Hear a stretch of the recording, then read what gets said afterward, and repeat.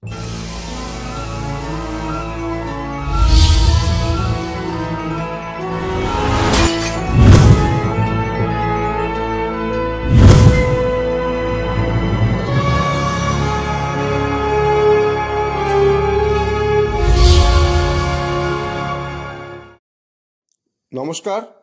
আপনারা দেখছেন কড়া খবর। এখন কড়া খবরে দেখুন, রাজ্যে শ্রমিকদের বিভিন্ন দাবি দাওয়াকে সামনে রেখে দেশের বৃহত্তম শ্রমিক সংগঠন আইএনটিইউসি রাজ্য যুব কমিটির ডাকে বার্ষিক সম্মেলন। 29শে নভেম্বর রাজ্য যুব আইএনটিইউসি সভাপতি অজিতেশ পাণ্ডের ডাকে মৌলালী যুবকেন্দ্রে হয়ে গেল রাজ্য যুব আইএনটিইউসি রাজ্য সম্মেলন। এই উপলক্ষে এদিন উপস্থিত ছিলেন all India unorganised worker and employees কংগ্রেসের ন্যাশনাল ভাইস চেয়ারম্যান তথা এআইসিসি সদস্য সঞ্জয় গাবা, আইএনটিইউসির national vice president Chandraprakash Singh, INTUC রাজ্য সভাপতি কামরুজ্জামান কামার, আইএনটিইউসি রাজ্য মহিলা শাখার সভানেত্রী শ্রাবন্তী সিং, রাজ্য যুব আইএনটিইউসির সভাপতি অজিতেশ পাণ্ডে সহ প্রতিটি জেলা থেকে আগত জেলা সভাপতিগণ, রাজ্য কংগ্রেসের বিভিন্ন নেতৃত্ববৃন্দ। সভামঞ্চ থেকে শ্রমিক শ্রেণীর বিভিন্ন দাবি দেওয়া প্রসঙ্গে প্রত্যেক বক্তায় সরব হন। এছাড়া আগামী দিনে সংগঠনকে মজবুত করার বিভিন্ন পন্থা নিয়েও আলোচনা করা হয়। চলুন এখন আমরা সরাসরি পৌঁছে যাই কেসিসির ন্যাশনাল ভাইস প্রেসিডেন্ট সঞ্জয় গাবার কাছে। তার মুখ থেকে শুনি এদিনের রাজ্য সম্মেलन প্রসঙ্গে।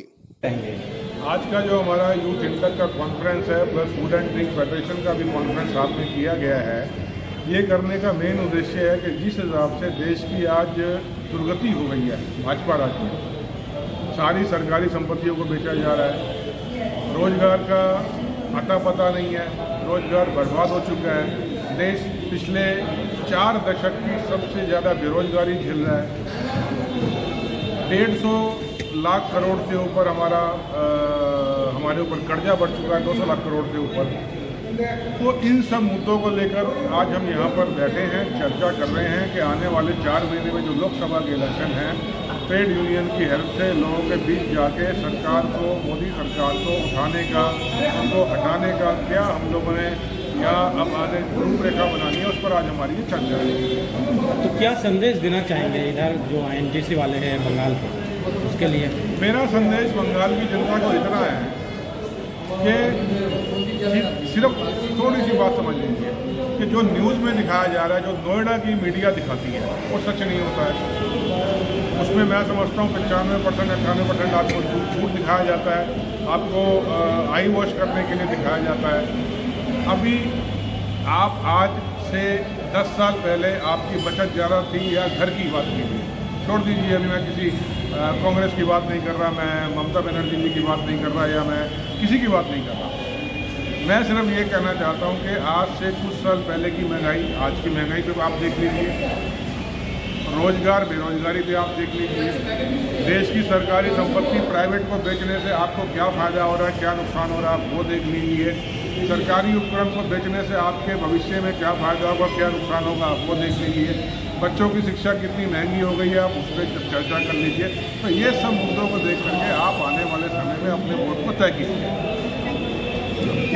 आपका नाम और डेजिग्नेशन? मेरा नाम संजय गाबा है, मैं यूथ इंटर का नेशनल चेयरमैन हूँ। इसके साथ मैं unorganised workers and employees Congress का मैं नेशनल वर्किंग चेयरमैन भी हूँ, और मैं एआईसीसी में भी बैठा। এরপর আমরা চলে যাব যার উদ্যোগে এই রাজ্য সম্মেলন অর্থাৎ রাজ্য যুব আইএনটিইউসির সভাপতি অজিতেশ পাণ্ডের কাছে। তার মুখ থেকে শুনব সম্মেলন প্রসঙ্গে কিছু কথা। আজকে আমাদের রাজ্যের এটা যুব আইএনটিইউসি, আমাদের আইএনটিইউসি যুব সংগঠন, তার আমাদের আজকে অ্যানুয়াল কনফারেন্স। এই প্রোগ্রামটা আমাদের বছরই হতে থাকে, এই প্রোগ্রামটা আমাদের অনেক আগেই ঠিক করার ছিল। আর ইনসিডেন্টলি আজকেই আপনারা দেখবেন কি বিজেপিও রাজ্যে একটা স্বরাষ্ট্রমন্ত্রীকে নিয়ে একটা সভা করছে ধর্মতলা মঞ্চে, যেখানে মণিপুরে চলছে, যেখানে আমাদের সেন্ট্রাল গভর্নমেন্ট, আপনি দেখলেন কালকেই শুধু 41টা আমাদের লেবার যারা টানেলের মধ্যে এসেছিল প্রায় 17 দিন, তারা কালকেই রিহাইটা পেয়েছে। এই সময় কিন্তু এখানে আপনারা দেখবেন কি হোম মিনিস্টার এসে রাজনৈতিক কথাবার্তা বলে যাচ্ছে। অর্ধেকটা ক্যাবিনেট জেলের মধ্যে, কিন্তু তাও প্রাইম অ্যাকিউজ যার নাম ছিল সেটা আপনারা সবাই জানেন, আমাদের ভাইপো, ওনার নাম চার্জশিট থেকে কোল স্ক্যামে সরে যায়। আমাদের আইএনটিইউসি মূলত ওয়ার্কারদের নিয়ে কাজ, আমরা বিভিন্ন ইউনিয়নগুলো করি, তার মধ্যেই আজকে কেন্দ্র সরকার আপনারা দেখবেন যে আমাদের 44 লেজিসলেশন ছিল, 44টা কানুন ছিল, তাকে সবটাকেই সরিয়ে দিয়ে আজকে 4টে লেবার কোডের মধ্যে নিয়ে এসছে। পুরোপুরি এটা আপনার প্রাইভেট অর্গানাইজেশন আর এমপ্লয়ারদেরকে বেনিফিট করা দেওয়ার জন্য এই কাজ। ইউনিয়ন করাটা খুবই আরও কঠিন করে দিচ্ছে, ওয়ার্কারদের ছাঁটাই করাটা আরও সোজা করে দিচ্ছে। এর প্রতিবাদে আমাদের যৌথ সেন্ট্রাল ট্রেড ইউনিয়নরা আছে, তারা যৌথভাবে সরকারের কাছে একটা চার্টার অফ ডিমান্ড রেখেছে। সেই চার্টার অফ ডিমান্ডের মধ্যে আমাদের নেতৃত্ব সেন্ট্রাল গভর্নমেন্টের সঙ্গে কথাবার্তা হচ্ছে, কিন্তু কোনোটাই আপনারা সেন্ট্রাল গভর্নমেন্ট দেখবেন কি কোনো জায়গায় কোনো রেসপন্স বা প্রাইম মিনিস্টার। আজ বিগত 7 বছরের উপরে আইএলসি ইন্ডিয়ান লেবার কনফারেন্স বন্ধ হয়ে আছে। শ্রমিকদের ব্যাপারে যে কথা বলার যে পুরো দেশের আমাদের সর্বোচ্চ জায়গা ছিল আইএলসি ইন্ডিয়ান লেবার কনফারেন্স, আজ প্রায় 7 বছরের উপরে বন্ধ। এখানে আমাদের মধ্যে আজকে আমাদের সর্বভারতীয় আইএনটিইউসির সহসভাপতি মাননীয় শ্রী চন্দ্রপ্রকাশ সিংজি, যিনি আমাদের বেঙ্গলের ইনচার্জ, উনি উপস্থিত আছেন। আমাদের যুব আইএনটিইউসির সর্বভারতীয় সভাপতি সঞ্জয় গাবা, উনি উপস্থিত আছেন। আমাদের রাজ্যে স্টেট আইএনটিইউসির প্রেসিডেন্ট জনাব কামরুজ্জামান কামার, উনি উপস্থিত আছেন, এবং আমাদের দেখবেন কংগ্রেসের নেতৃত্ববৃন্দরা সবাই আজকে এখানে এই মঞ্চে উপস্থিত আছেন। আর আমাদের পুরো বেঙ্গল থেকে আজকে প্রোগ্রাম বিজেপির না হতে অনেক আমাদের গাড়ি জেলা থেকে আসতে পারেনি বা অনেক ট্রেনে অনেক অসুবিধা হয়েছে, কিন্তু আমাদের সব জেলা থেকে প্রত্যেকটা ইউনিয়ন থেকে এখানে প্রায় 500-র উপরে আমাদের সব শ্রমিক ভাইয়েরাও এসছেন আর আমাদের কনফারেন্সটাকে। এমনি বেঙ্গল জোনে আপনাদের মেম্বার সংখ্যা কত টোটাল ওভারঅল? বেঙ্গলে আমাদের আইএনটিইউসির এখনও আপনার 14 লাখের উপরে সংখ্যা আছে, যেখানে আমাদের পেড মেম্বারশিপ থাকে। এইগুলো আমাদের রেল থেকে, সেল থেকে, কোল থেকে আরম্ভ করে জুটে এবং আনঅর্গানাইজড সেক্টরের বিভিন্ন জায়গায় আমাদের এই সংগঠনগুলো আছে। অজিতেশ বাবুর পর আমরা সরাসরি চলে যাব রাজ্য আইএনটিইউসির প্রেসিডেন্ট কামরুজ্জামান কামারের কাছে, শুনবো এদিন তিনি কি বললেন। আজকে দেশে যে সরকার এসছে সেটা বারে বারে আমরা বলছি শ্রমিক সমাজকে, এরা হচ্ছে ফাঁসিবাদী গভর্নমেন্ট, এরা কোনো আইন টাইন এসব কিচ্ছু বুঝে না। তাই 44টা আমাদের দেশে শ্রম আইন আছে, তার মধ্যে 29টা আইনটাকে ডাইলুট করে 4টা লেবার কোড করে দিয়েছে। তাতে আমাদের অর্জিত অধিকারগুলো তারা কেড়ে নিতে চাইছে। এর বিরোধিতায় সারা দেশে যৌথ মঞ্চ আছে আমাদের, এবং সবে আমাদের সাথে আবার কৃষকরাও চলে এসছে। আপনারা দেখেছেন গতকাল রানী রাসমণিতে আমাদের একটা বড় সমাবেশ হয়েছে, এবং সেখানে প্রায় 25 থেকে 30 হাজার লোক ছিল।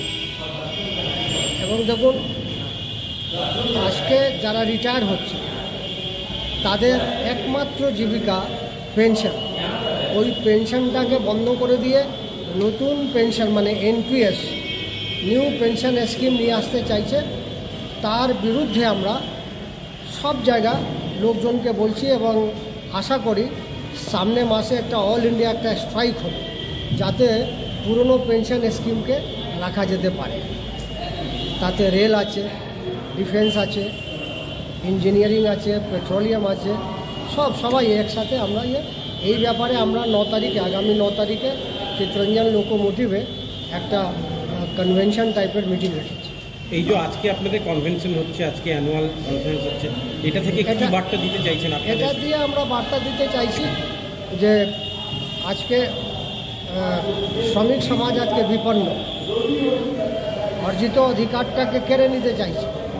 সেখানে আমাদেরকে সবাইকে একসাথে পায়ে পা মিলিয়ে, কাঁধে কাঁধ মিলিয়ে এদের বিরোধিতায় আন্দোলনে নামতে হবে। আন্দোলন ছাড়া আর কোনো পথ নেই। রাজ্য আইএনটিইউসির প্রেসিডেন্ট কামরুজ্জামান কামারের পর আমরা চলে যাব আইএনটিইউসির মহিলা শাখার সভানেত্রী শ্রাবন্তী সিংয়ের কাছে। তার মুখ থেকে শুনব আগামী 2024-এর ইলেকশন সম্পর্কে কিছু কথা। 24 ইলেকশনের আগে আমরা যেগুলো সংগঠন আমাদের আছে, যাদের শ্রমিকদেরকে আরও ভালোভাবে চাঙ্গা করা যায়, বা বুঝতেই পারছেন শিল্প তো নেই, কিন্তু যেগুলো আছে আমাদের, যেমন ভারতবর্ষের যে 23টি মিল আছে, সেই মিলগুলো আজকে বন্ধ পুরো জায়গায় চলে এসছে, কিন্তু আমাদের সেই জায়গা থেকে লড়াইটা চলছে সেফ এনটিসিটাকে আমরা আইএনটিসি থেকে ভীষণভাবে গুরুত্ব দিচ্ছি, যেন এইগুলো যেন এই আপনার ভারতবর্ষের 23টা মিল যেন আবার পুনরুজ্জীবিত হয়ে ভালোভাবে চলবে। আর দিদি আর একটা ব্যাপার, যদিও হচ্ছে আজকে আপনি রাজ্য নেতৃত্ব হিসেবে এখানে উপস্থিত আছেন, তবু বলবো যেহেতু হাওড়া জেলা থেকেই আপনার উত্থান এবং হাওড়া জেলায় আপনার বাড়ি, সেখানে হাওড়ার শিল্পগুলো ক্রমশ ম্রিয়মাণ হয়ে পড়ছে, অথচ হাওড়া একদিন শিল্পনগরী হিসেবে পশ্চিমবঙ্গের মধ্যে নাম করা ছিল, সে হাওড়া শিল্পকে চাঙ্গা করার ব্যাপারেও কি চিন্তাভাবনা করছেন? হাওড়া থেকে আমি আসছি। হাওড়া থেকে হচ্ছে যে আমাদের বড় শিল্পপতি বলতে যদি বলা হয় তাহলে হচ্ছে আলামোহন দাস। আলামোহন দাস আজকে আমাদের দেখবেন ভারতবর্ষে যে 23টা মিল আছে তার মধ্যে অন্যতম মিল হচ্ছে আমাদের আরতি কটন মিল। আজকে বহু লড়াই করে আমাদের আইএনটিসির পক্ষ থেকে সেই দরজাটা কিন্তু এখনও আমরা ভালোভাবে রেখেছি। শ্রমিকরা কাজ করছে, তারা মাইনেও পাচ্ছে, সব কিছু। হ্যাঁ, সেই লড়াইটা আছে। এই যে শিল্প ইন্ডিয়ান মেশিনারি আছে আমাদের হাওড়াতে, আপনারা জানবেন যে লোহা কীভাবে বিখ্যাত।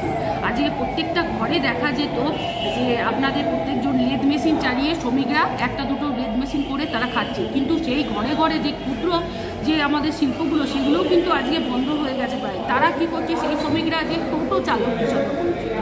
তো আমি সেই জায়গা থেকে চাইছি হাওড়া যেন আবার সেই শিল্পটা যেন ফিরে আসে, হাওড়া যেন আবার পুনরুজ্জীবিত হয়ে পুনঃ শিল্প গঠন। শ্রাবন্তী সিং এর পর আমরা চলে যাব আইএনটিইউসির ন্যাশনাল ভাইস প্রেসিডেন্ট চন্দ্রপ্রকাশ সিনহার কাছে। তার কাছ থেকে শুনবো সম্মেলনে এসে কি বললেন তিনি। इसका जो एनुअल कॉन्फ्रेंस है ये यूथ आईएनटीयूसी और एक food and drink workers federation है, हम लोग का आईएनटीयूसी का विंग है, ये दोनों को मिला करके एक स्टेट लेवल कॉन्फ्रेंस है और ये हर साल मनाया जाता है बंगाल में। और मुझको जब फुर्सत मिलता है मैं ज़रूर आता हूँ, इसलिए कि मेरी भी दिलचस्पी है कि बंगाल में युवाओं को एक ट्रेड यूनियन में आगे बढ़ाने का एक मौका मिले और उनको काम करने में दिलचस्पी हो। तो इसलिए हम लोग चाहते हैं, उत्साहित करते हैं उनको कि युवा इसमें भाग लें। लेकिन देखिए, प्रश्न केवल कॉन्फ्रेंस में ऑर्गेनाइजेशन को स्ट्रेंथन करने का, मजबूत करने का केवल सवाल अब नहीं रह गया है। सवाल अब सबसे बड़ा है कि देश में लेबर मूवमेंट जिंदा रहेगा कि नहीं रहेगा। तो श्रमिकों की समस्याएं हैं, उन समस्याओं को कोई सुनने वाला है कि नहीं है, उसका कोई समाधान निकलेगा कि नहीं निकलेगा। ये स्थिति बड़ी भयावह है, ये बंगाल में भी और पूरे देश में भी। इसलिए हम लोग इसको एक गुलबंदी कर रहे हैं, लड़ाई की तैयारी कर रहे हैं। आगे आने वाले समय में आपने देखा होगा कि देश में अभी एक व्यापक एकजुटता बनी है। पहले तो 2009 से ट्रेड यूनियन मूवमेंट को हम लोग यूनाइट कर रहे थे। अभी 2023 में अगस्त में 24 अगस्त को दिल्ली के तालकटोरा मैदान में हम लोगों ने फार्मर्स वर्कर्स का एक व्यापक यूनिटी तैयार किया है और देश के 550 फार्मर्स के जो ऑर्गेनाइजेशन हैं वो भी एक साथ हैंड ज्वाइन किए हैं। और अभी आपने देखा देश में 26, 27, 28 3 दिनों का नवंबर में पूरे देश में एक मूवमेंट किसान और मजदूर को एक जगह करते हुआ है। इसलिए कि सरकार के तरफ से किसानों पर, मजदूरों पर और उनके जो हक अधिकार हैं लगातार उस पर हमला हो रहा है। हमको उन हमला को रोकना है और उन चुनौतियों को एक अवसर में बदलना है। और इसके लिए ज़रूरत है कि सरकार के समक्ष हम अपनी ताकत को एकजुट करेंगे, ताकत बनाएंगे और ये लड़ाई हमारी चल रही है। तो ये है, हम लोग हर राज्य में भी इस तरह से एक संगठन को पूरा मजबूत करने का प्रक्रिया चला रहे हैं, ताकि सरकार ने जो श्रम कानूनों को एक तरफ से कुंद कर दिया है, बदल करके हड़ताल का अधिकार हो या फिर जो मैनेजमेंट का अधिकार है उसको बढ़ा दिया। हायरिंग फायरिंग का अपना जब मन करे किसी को भी जब इच्छा हो निकाल दे। कॉन्ट्रैक्टर में 50 और उससे नीचे के जो कॉन्ट्रैक्टर होंगे, वर्कर्स रखने वाले, उनको लाइसेंस की कोई आवश्यकता नहीं होगी। मतलब कोई कानून वो लागू करें नहीं लागू करें, बहुत सारी समस्याएं हैं। उन समस्याओं को लेकर के हम बात। আপনি কি আপনার খবর সরাসরি সম্প্রচার করতে চান অথবা আপনার এলাকার খবর দেখাতে চান? তাহলে যোগাযোগ করুন কৃষ্ণপ্রসাদ পাত্র, ফোন নম্বর 8622800252 অথবা 8282860856 এই নাম্বারে, অথবা অর্জুন সেন সিপিআরও, ফোন নম্বর 9433138840।